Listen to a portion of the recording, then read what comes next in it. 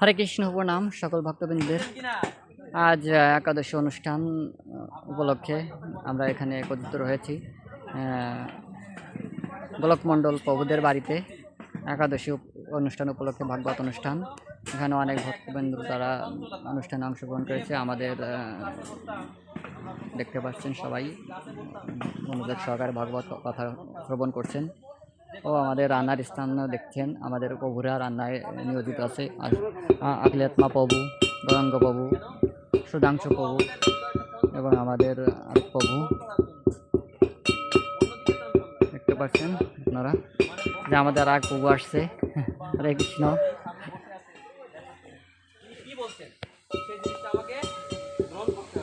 দেখতে পাচ্ছেন ভক্তরা ভাগবত কথা শুনছেন। দেখা যাচ্ছে কি আপনারা যখন মানে যে কোনো ভাবে একটা বা দেখা যাচ্ছে কি চঞ্চলতার সাথে উত্তরটা পাওয়া যায় তখন যে পাঠ হরে কৃষ্ণ। প্রভু আমাদের পাঠ দিচ্ছেন, দেখুন।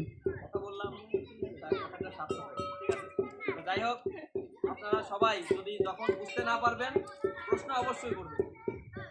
আর যে যত বেশি প্রশ্ন করে সে তত বেশি শিখতে পারে। প্রশ্ন করলে কেউ অবশ্যই হয় না। আমি যদি বুঝতে না পারি, প্রশ্ন যদি না করতে পারি, তাহলে কিভাবে বুঝতে পারবো?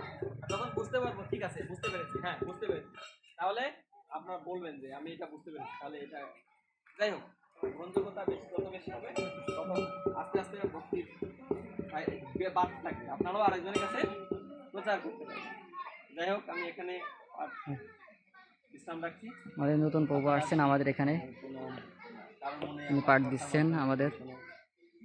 পরবর্তীতে আমাদের মাতাজিরা পাঠ দেবেন। হরে কৃষ্ণ। এবার সবাই একটু হাত তুলুন। হরে কৃষ্ণ। এবার আমি আপনাদের সবার ছোট আমাকে আশীর্বাদ করুন যেন আমি ভক্তি জীবনে অনেক উন্নতি লাভ করতে পারি। হরি বল, হরি বল, হরি বল, হরি বল। হরে কৃষ্ণ।